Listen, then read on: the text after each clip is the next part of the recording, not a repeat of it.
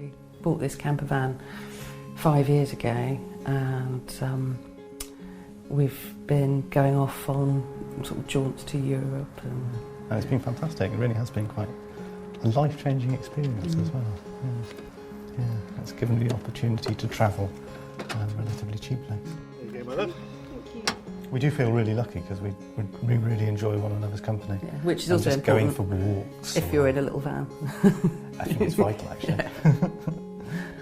Yeah, spending time together.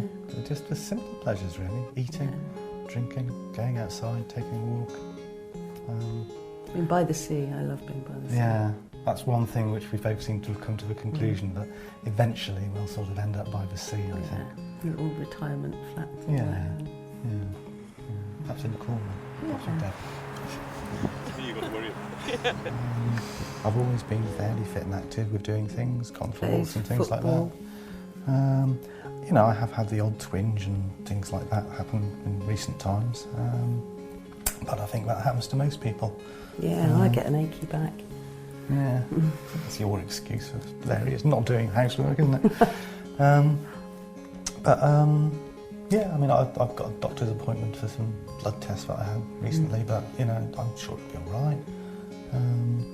Yeah, generally I'm all right. Yeah, it's a, robust kind of. You just get on with it, don't you? You know, yeah. I'm not like a modern day footballer where you trip over and you sort of crawl about in agony. More like a rugby player, I suppose.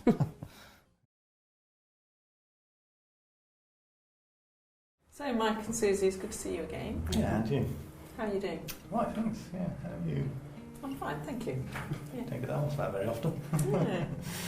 Yeah. You come back today to get the results of the tests, yeah? Yeah. Can we just recap as to where we were? Yeah. Because you came initially because you had some tummy pains, didn't you? And just weren't feeling back pain too, yeah. And you weren't feeling right. Yeah. Yeah.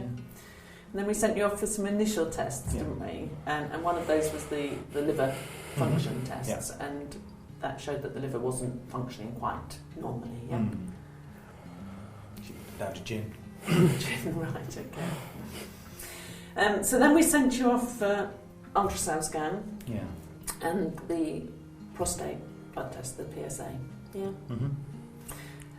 What's your understanding at this point? Sometimes as a GP, when we've known the patients for many years, often it's even more difficult because we have a personal relationship with them. We don't want to give them bad news. But then I guess on the other hand, because we've got that relationship, it makes it easier to have those conversations. I'm a bit concerned, but I think you're a bit more worried. Well, yeah, it's not like you to be ill. I'm not well. Okay. And do you have any idea of what the test showed? Did anybody say anything to you? I always make sure that I find out what they know already first, and then what they want to know. And then you fire a warning shot, and it's giving them time to take in each stage. So it's very much letting the patient set the pace. Have you got the results? What are they? I have, yeah. The prostate blood test, the PSA, was high. Right. Do you know what that means, or No. It's just like, Is that enzymes or something? it is the enzyme? Bad. Sorry. It's not good.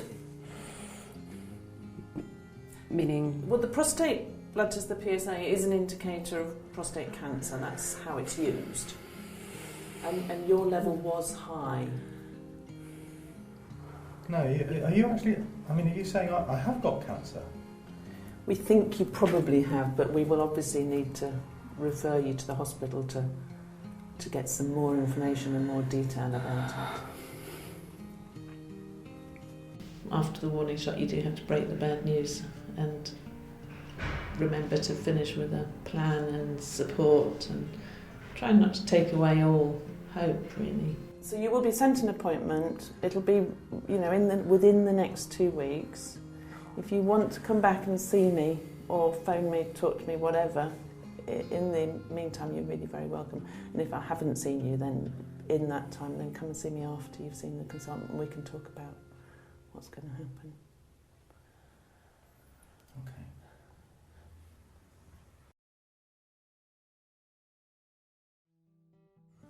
and then go through to Spain that way.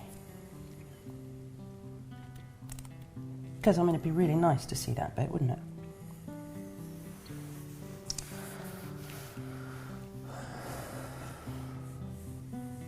What?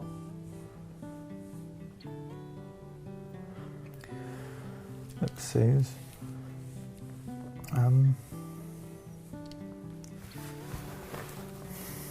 This is really difficult for me to say, but I'm not sure we haven't done our last trip in the van. I know you're kind of hoping for the best, and you're trying to jolly things around, but when we saw the doctor last time, I don't know that you really heard this.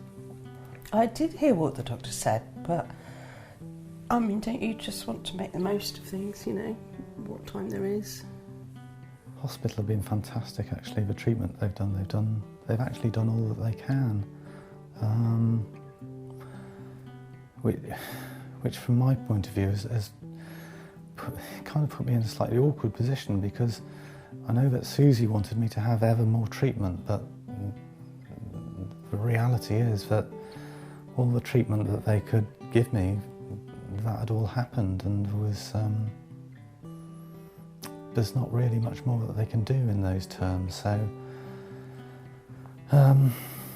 it was actually very difficult to have that conversation with Susie, because obviously she doesn't want to give up hope.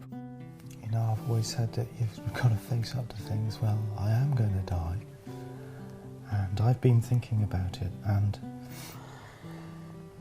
I don't want to die in hospital. No. They've been really great, but you know how much this place means to, well, both of us, I know. But I would really like it if I could die here. And I would really like it if you could be here too. Of course I'll be here. Of course I'll be here.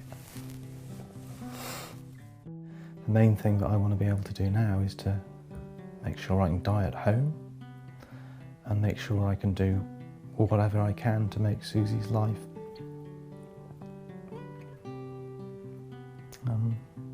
without me as good as it can be.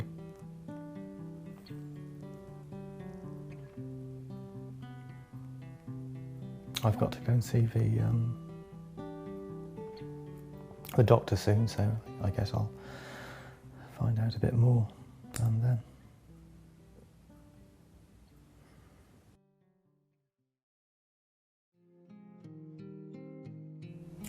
There's something I wanted to sort of bring up with you, really, because the consultant seemed to be saying that whatever drugs they give me now, it's not going to cure me. Okay. The thing is, I was chatting to Susie the other day, and It's this is really hard, this, but trying to make plans really for what's Okay. what's going to I don't want to die in happen. a hospital.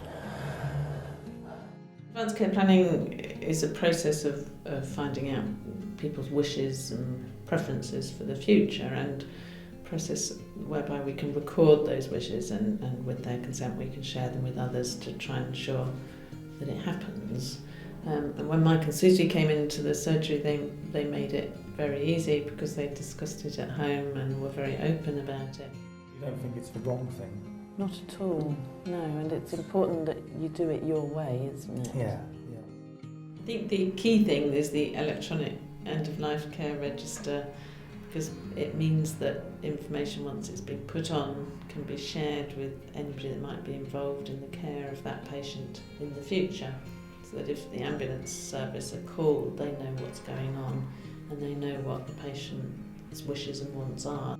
I want it to be right, you know. Yeah, sure, definitely, and it can be right. We can, put services in place to support you both.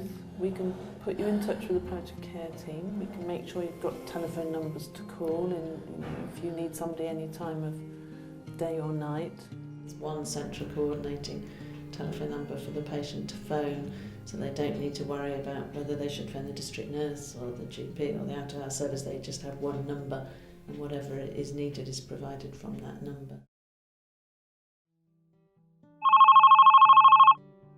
Good afternoon, Palliative Care Support Line. How can I help? Oh, hello. I've phoned this number because my husband, he's in a lot of pain. Could I just take some details? Could I take your husband's date of birth, please? It's the 12th of the 12th, 62. And your husband's full name? Yeah, it's Michael Smith. And how could we help today? Well, he just seems to be in a lot of pain very suddenly. He's just not feeling good at all, and although we have drugs here, I don't know what to do, and I was told I could ring this number and get help. Yeah, leave it with me and I'll arrange for district nurse to come out and see him for you. Thank you. The information is relayed to me, patient details, what the problem is, and how urgent it is. Calls come through on the palliative care line. Right then, okay, let's have these patients' details then, please. And if they are on the My Wishes register, then that's usually information that I would get and a little bit of background, so it all helps before I go and see the patient.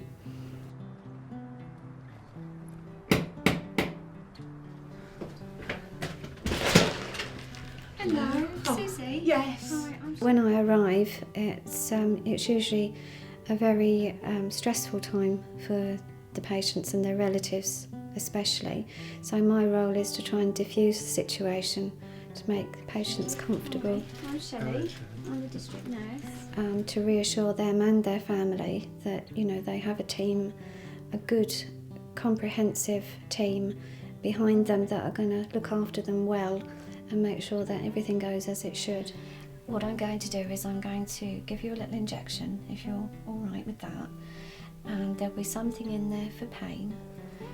Try and take your pain down, and then something for sickness and something to help take the edge off the anxiety and the fear and the worry. Patients' symptoms will be managed in a very timely, efficient and professional manner, with humanity really, and that the family are treated with respect and try and meet everybody's needs, not just the patients. Okay. Thank you ever so much. In the meantime, a cup of tea. Alright, okay. Do something for yourself.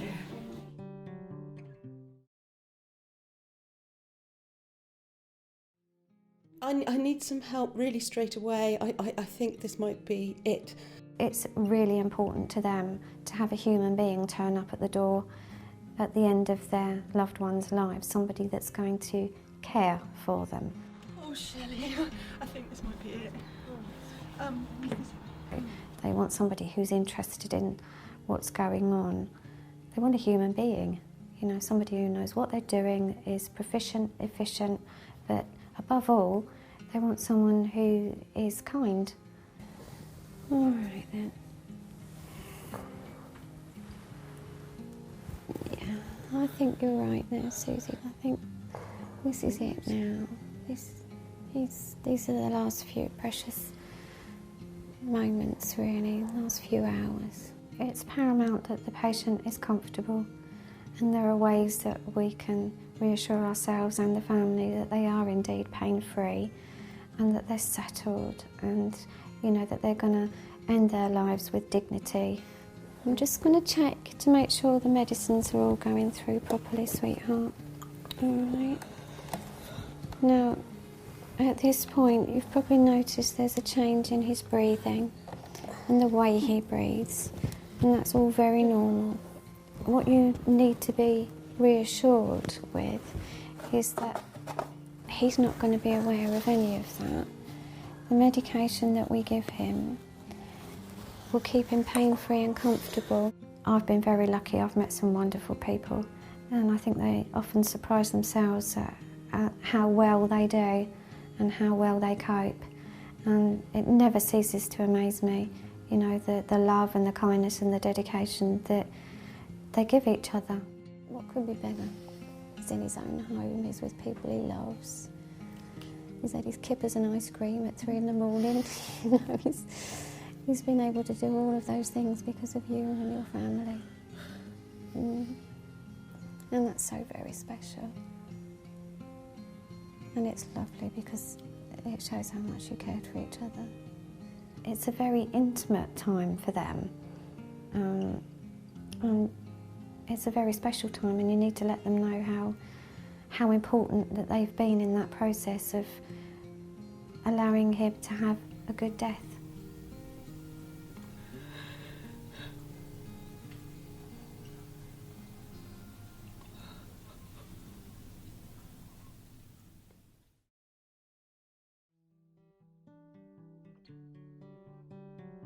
Even though I knew it was coming, it's still such a shock.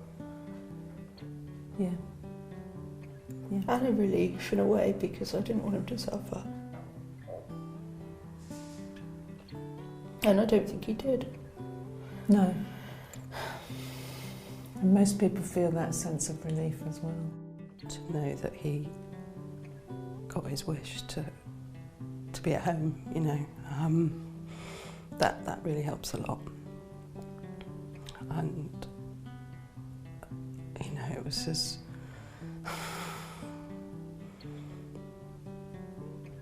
peaceful and nice as it could have been, really.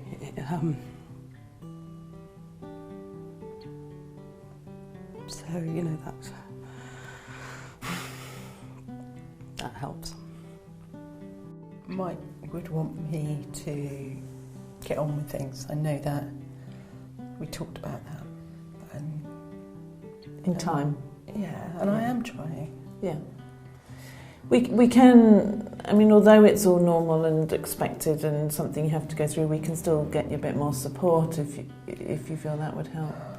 You know, friends and stuff, they're lovely, but they do want you to sort of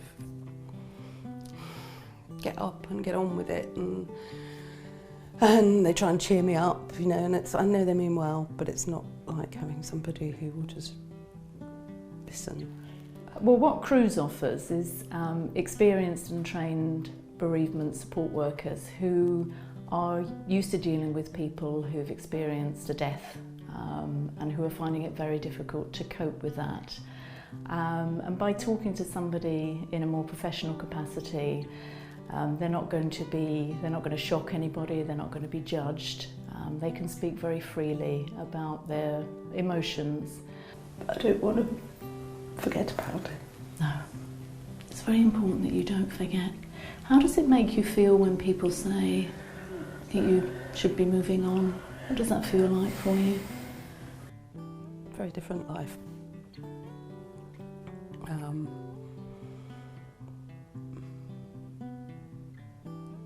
But I think I'm doing all right, really. I don't think there'll ever be a day when I don't really wish that he was here. But, you know, I can begin to see myself doing things, having a nice time. I mean, maybe even driving the van off somewhere. You know, he'd love to think of me doing that.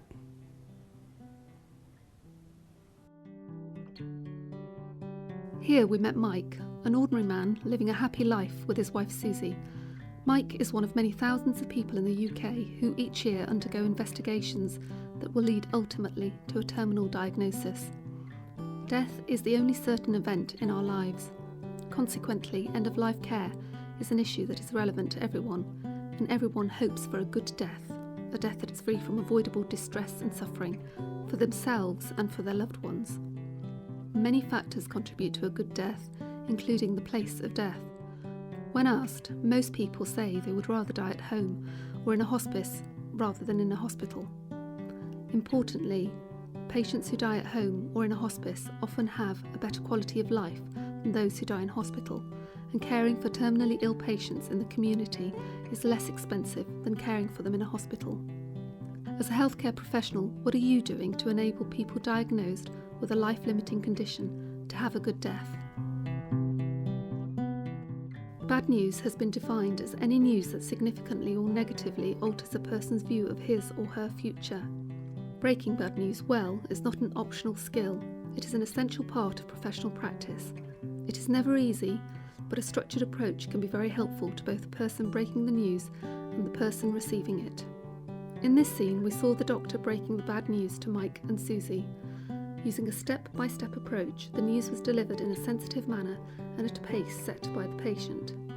Some of the key aspects of this approach are being prepared, gaining an understanding of what the person knows, gauging how much the person wants to know, providing a warning shot, use of pauses to allow time to think, breaking the news, offering support and forming a shared plan. When bad news is delivered poorly, the experience may stay in a patient's or family's mind long after the initial shock of the news that has been dealt with. Open communication between the healthcare professional and patient is critical for developing a therapeutic relationship, gathering data, and implementing a treatment plan. In this scene, we see Mike talking with his GP about his end-of-life wishes. This is a process known as advanced care planning. Advanced care planning is a voluntary process of discussion during which a person may choose to express their views, preferences and wishes about their future end-of-life care. This information is then recorded and shared with others involved in the person's care. Healthcare professionals may wish to use the surprise question. Would I be surprised if this person were to die in the next 6 to 12 months? If the answer is no, then this can act as a prompt to initiate a conversation with the patient about their future care preferences. Most people want to have a say of the healthcare they receive towards the end of their lives. That is why in Medway we have established an electronic end-of-life care register. Known as the My Wishes Register, healthcare staff who are responsible for care can find out what decisions the person has made. The My Wishes Register is a record of a person's decisions about, for instance, the type of care they would like to receive as they approach the end of life, including any cultural or religious wishes, the choice of where they would like to die, whether at home, in a hospital or a hospice, and their wishes relating to organ donation. It also records key information about a person's diagnosis, condition, and the medical treatment currently being received. It is held online and can be accessed securely only by staff responsible for a person's care, such as the GP, the ambulance service, community nurses, social care, and hospice services. They can access it at any hour of the day or night so that everyone involved in a person's care knows what care they really want. If there are specific treatments that a person wishes to avoid, these can be documented in an advance decision to refuse treatment, formerly known as a living will. They are very specific statements on treatments or interventions that are to be refused when the person no longer has the capacity to make these wishes known. Advance decisions are particularly important when it involves the refusal of potentially life-prolonging interventions. Like the My Wishes Register, an advance statement is a written statement that records a person's preferences and wishes concerning their future care. It's not legally binding, but can help decide what care a person would have wanted at a time when they may be unable to communicate their wishes. Advanced care planning may involve discussion around resuscitation. Making and recording an advanced decision not to attempt CPR will help to ensure that the patient dies in a dignified and peaceful manner. If a person living with a life-limiting condition needs urgent health advice or help, they can access the Medway Palliative Care Support Line. The Palliative Care Support Line is a dedicated 24/7 telephone line for use of patients or their carers to gain end-of-life care support in Medway. The service assesses the patient's or carer's immediate crisis needs and ensures that the most appropriate service response is delivered in a timely manner while supporting the patient's advanced care plan wishes. As Mike's condition deteriorated, Susie needed to get help quickly. She called the Medway Palliative Care Support Line using the number given to her by the GP as part of the advanced care planning discussions. The Palliative Care Support Line operator liaised directly with the community nursing team, and using the information recorded on the My Wishes Register, the appropriate care was made available to Mike at this time. The open discussions Mike had with his GP ensured that he received his care at home as he wished. For most of us, bereavement will be the most psychologically distressing experience we will ever face. Grief is what we feel when somebody we love dies. The death of a significant person is a devastating loss. Everyone experiences grief differently, and there is no normal or right way to grieve. How we react will be influenced by many different things, including our age and personality, or cultural background and religious beliefs, our previous experiences of bereavement, our circumstances, and how we cope with loss. GPs may need to refer people in their care for specialist bereavement support. There are a number of options available, and the referring doctor would need to make an informed decision about which is the most appropriate service to refer to. In the weeks following Mike's death, Susie sought the support of her GP, who made a referral to the Bereavement Support Service Cruise. Maidstone and Medway Cruise Bereavement Care offers support for those trying to come to terms with the loss of a loved one. 70% of people express a wish to die at home. More than 50% of all people who die each year in England die in hospital. With coordinated effort from health and social care providers, commissioning bodies and the government, there has been significant trend towards people dying in the place of their choosing in recent years. Only by taking an active role in advanced care planning and using the tools that are available can we, as healthcare professionals, meet the most important wishes of the people in our care and ensure that they experience a good death in the place and manner of their choosing. It's down to you.